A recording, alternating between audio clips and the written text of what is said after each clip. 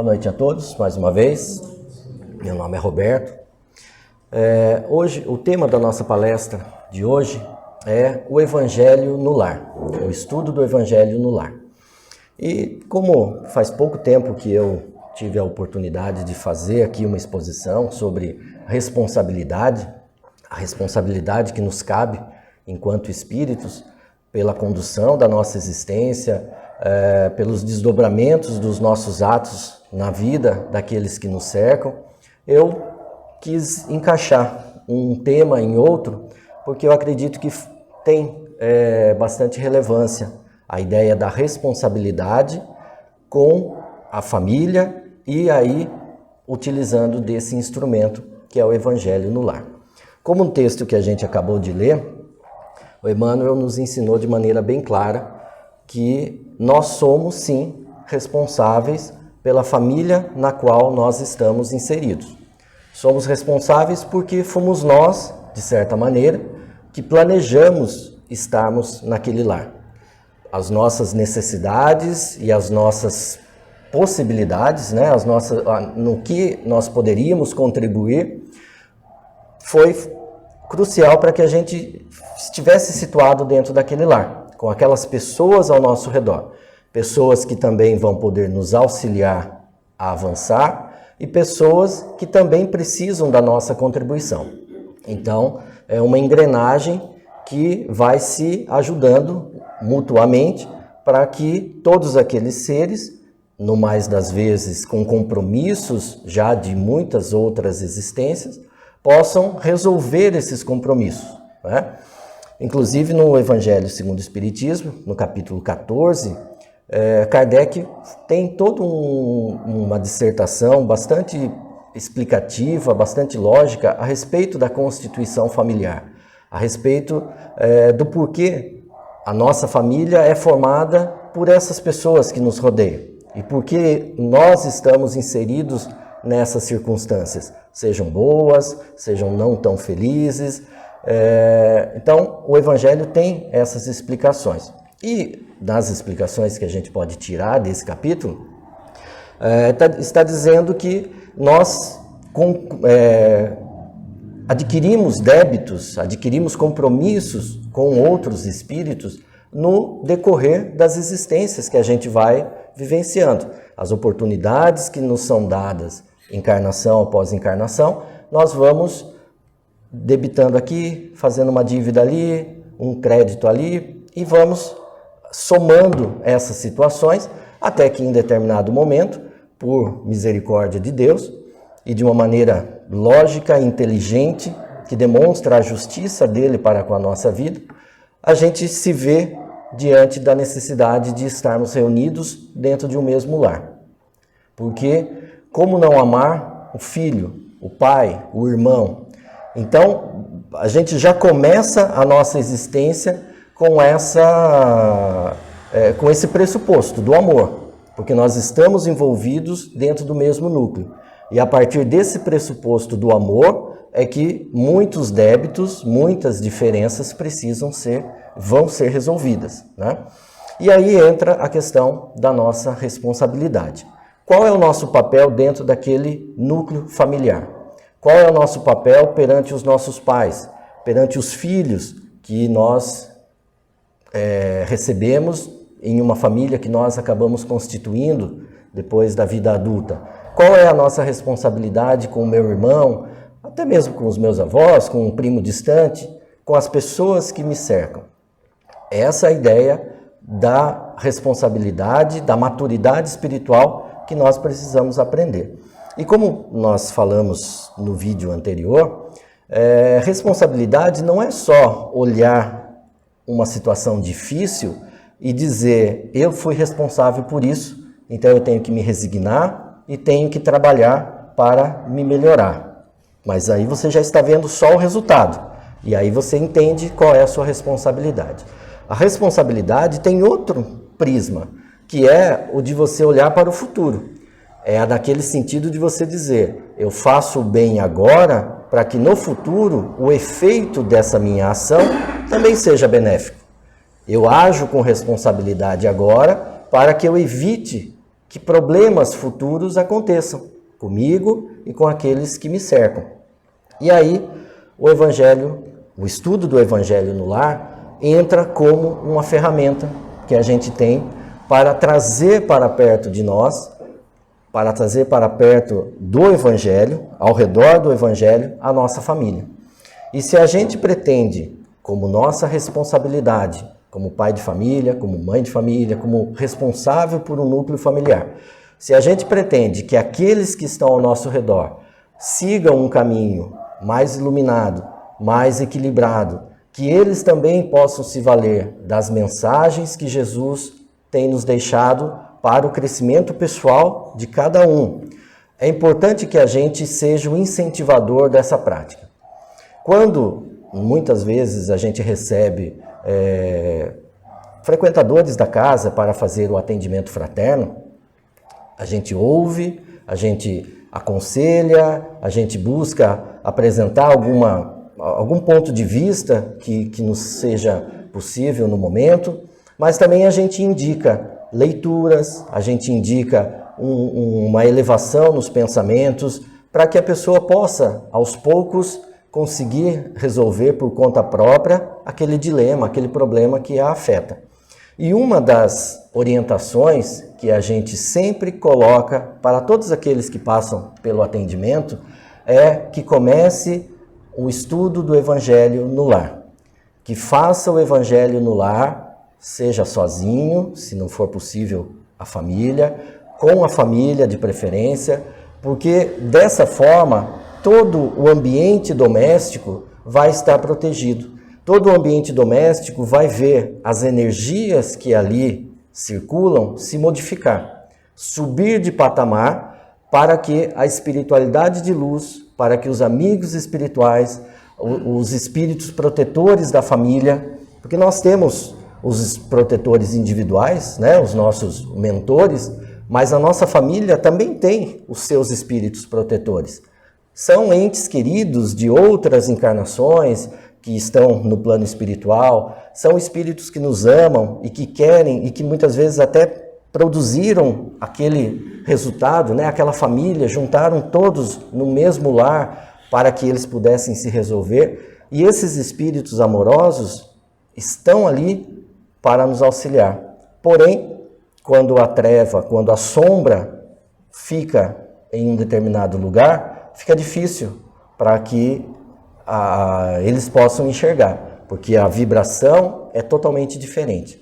Então, cabe a nós elevarmos o padrão vibratório da nossa casa, individualmente, e para que todos aí, a casa em si possa brilhar, para que esses espíritos amigos se aproximem.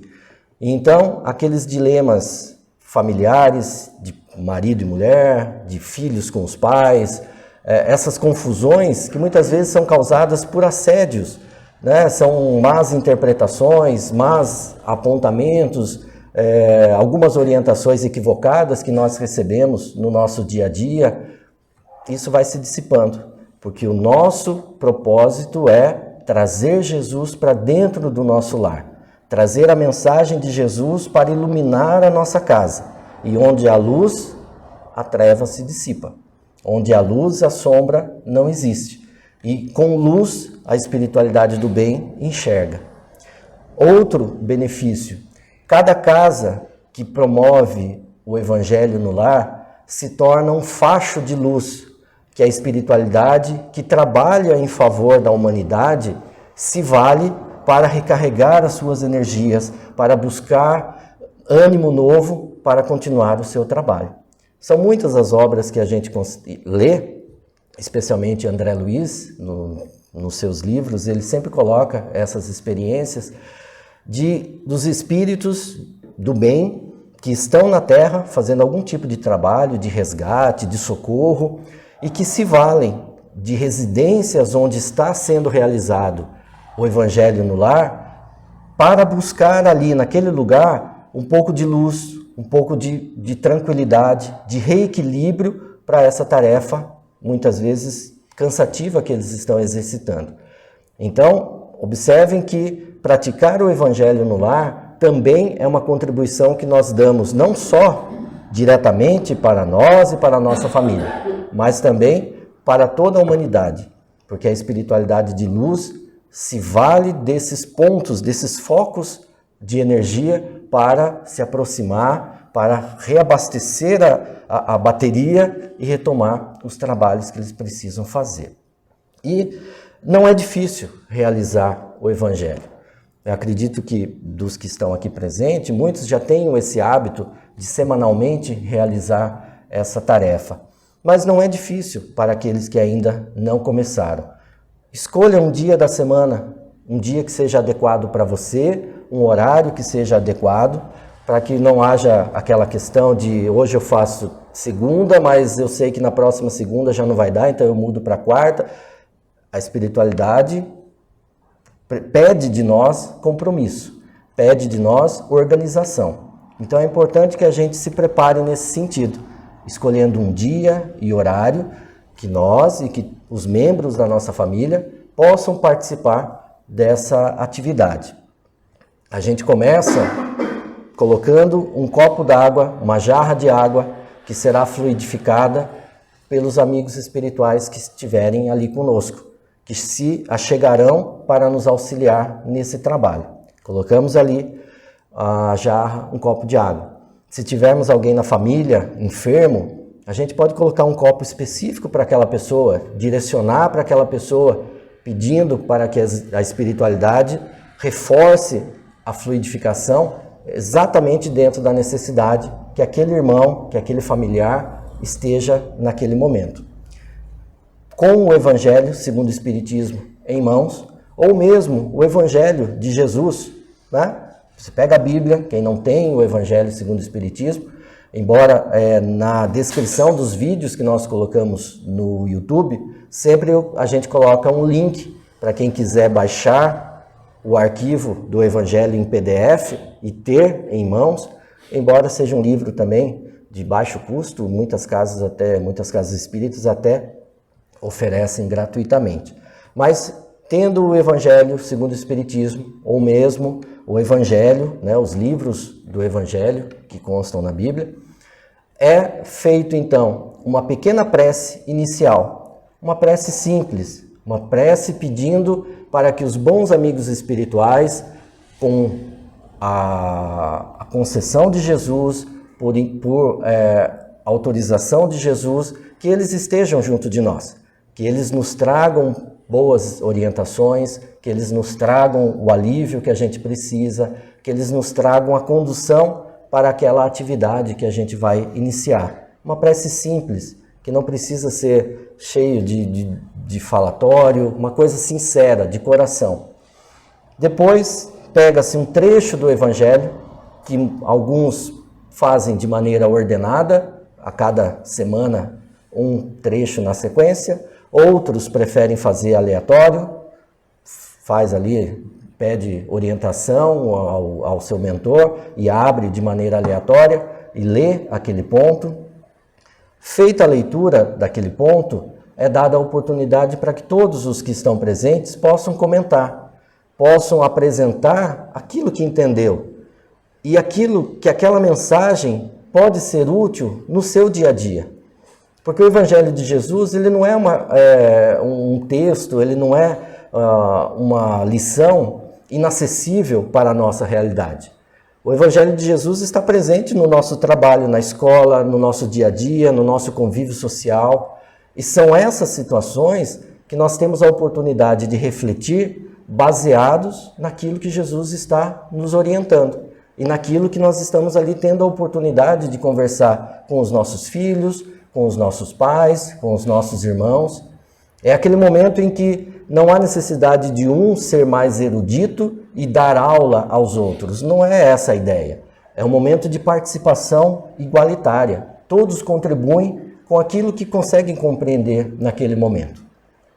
Depois de todos terem falado, debatido, entendido aquele trecho, faz-se uma prece de finalização, agradecendo por aquela oportunidade, pedindo para que os amigos espirituais estejam novamente no mesmo dia e no mesmo horário, na semana seguinte, e se encerra dando graças a Deus por aquela oportunidade que a família está recebendo de se reunir, não ao redor da televisão, não ao redor de um filme, não ao redor de uma notícia trágica, mas ao redor do Evangelho de Jesus, que é o instrumento que vai guiar os nossos passos. Então, é simples, basta que a gente tenha esse compromisso e essa vontade.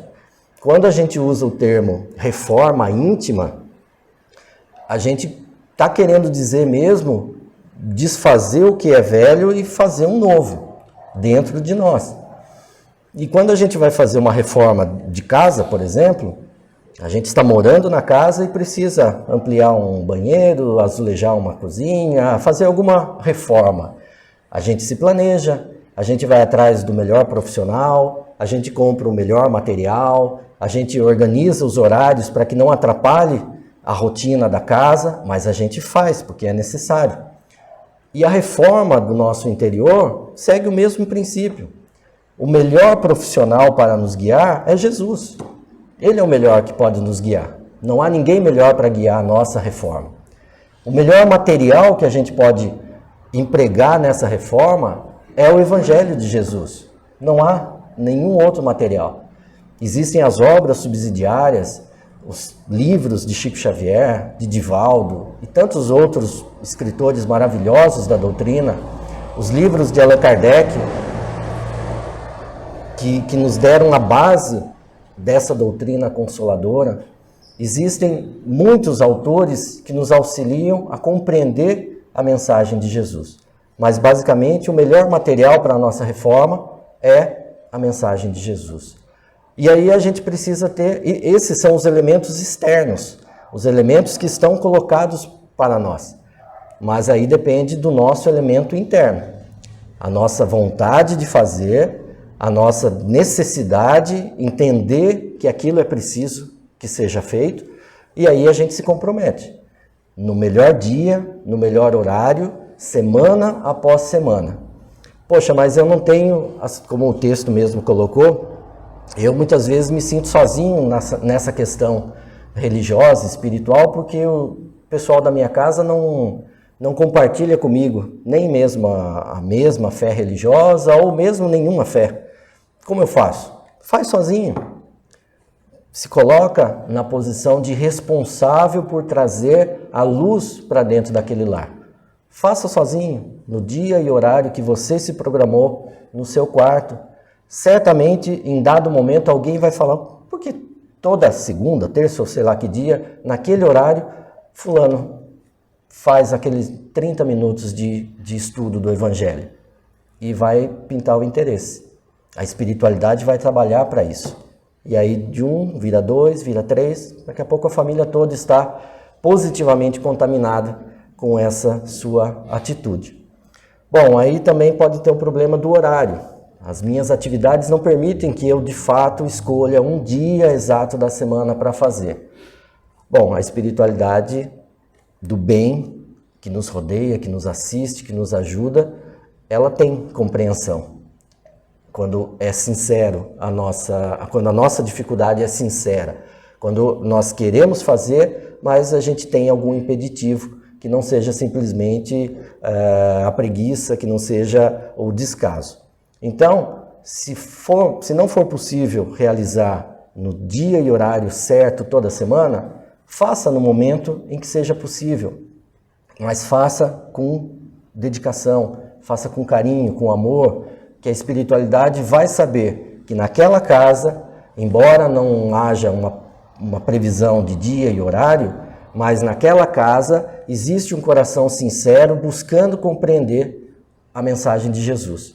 E eles vão destinar uma equipe para auxiliar, mesmo com essa situação de dia e horário que você não possa manter. Mas o ideal é, como a maioria dos livros que a gente lê, é que a gente escolha mesmo um dia e um horário para fazer o Evangelho no lar. E aí, uma reunião pequena, de 30 minutos, que não é uma reunião espírita, não é uma reunião mediúnica, não é uma reunião de tentar contato com entes queridos que já se foram, não é nada disso. É uma reunião em que a gente vai sim ter o contato com a espiritualidade, mas um contato de maneira intuitiva, no sentido de que eles vão nos intuir, eles estarão ao nosso redor para que quando a gente lê a mensagem, for debater, for conversar, aquela mensagem fique calada no nosso coração, fique calada dentro da nossa consciência, para que a gente possa, dali por diante, aplicar. E aí tem um ponto que é muito importante para finalizar a nossa exposição. Fazer o Evangelho no lar é um elemento dentro de tantos outros que a gente precisa pôr em prática. Não basta reunir a família 30 minutos toda semana para fazer aquele estudo e assim que acaba a gente liga a televisão, põe um som alto e sai debatendo questões pessoais de maneira brusca, ou seja, a gente vai desfazer tudo aquilo que a gente acabou de pedir para a espiritualidade. Se a gente estava ali no intuito de que a paz, a harmonia, a luz pudesse entrar em nosso lar e auxiliar nas nossas questões, de nada adianta, assim que acabar o Evangelho, a gente voltar a se tratar à base de pontapés. A gente precisa realizar o Evangelho, estudar, entender aquelas mensagens e a partir do momento que se encerra aquela atividade, cada um, na sua intimidade, entender como eu posso melhorar o meu relacionamento com base no que eu acabei de aprender, com base no que eu acabei de sentir, do que eu acabei de entender da mensagem de Jesus. E manter esse pensamento durante toda a semana, para com seus familiares, no seu trabalho, na sua escola, nas suas atividades do dia a dia. E aí sim, aos poucos, essa mudança de comportamento vai se tornando cada vez mais natural. A princípio, a gente vai fazer um pequeno esforço, né? Olha, eu tinha tal comportamento, mas eu entendi que eu não devo ter mais esse comportamento. Então, aí você vai fazer isso de maneira até que você conduz essa informação para você mesmo e fala, não, eu entendi que eu não devo mais fazer isso. E não faz. À medida que a gente vai fazendo isso dia após dia, a gente vai se conscientizando desses pequenos comportamentos equivocados que a gente vai corrigindo, passa a ser natural, passa a ser do seu instinto, passa a ser da sua própria atividade, da sua consciência, não agir daquela maneira. E o aprendizado é esse.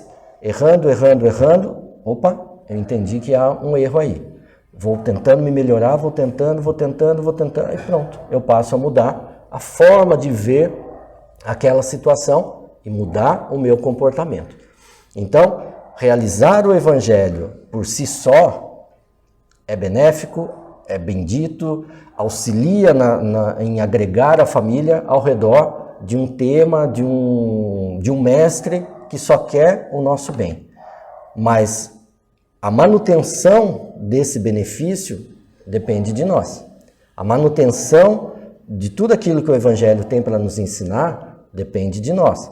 Depende de cada um daqueles que estão junto de nós.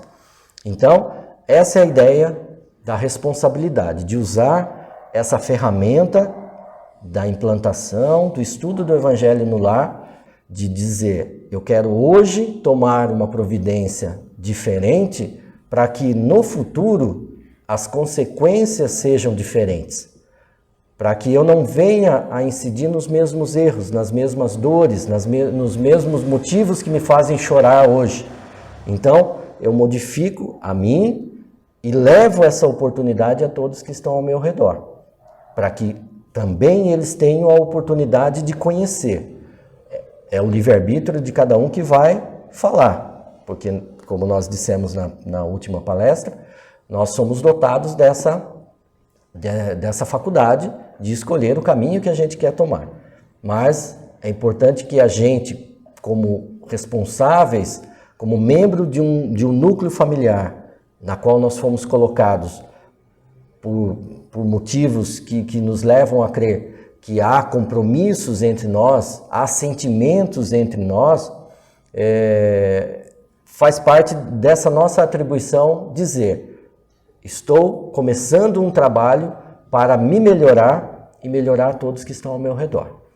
E o estudo do Evangelho no Lar é uma ferramenta muito útil, que tem trazido muitos benefícios para todas aquelas famílias que se empenham em fazer isso e modificando a forma de agir, a forma de se relacionar, colocando mais carinho, colocando mais compreensão, colocando um afeto nas palavras, diminuindo o tom da crítica, diminuindo o tom dos conflitos e trazendo ali a compreensão de que estamos juntos por algum motivo. E essa é a nossa responsabilidade de entender esses motivos e trabalhar em favor de todos nós. Tá bom? Muito obrigado. Boa noite.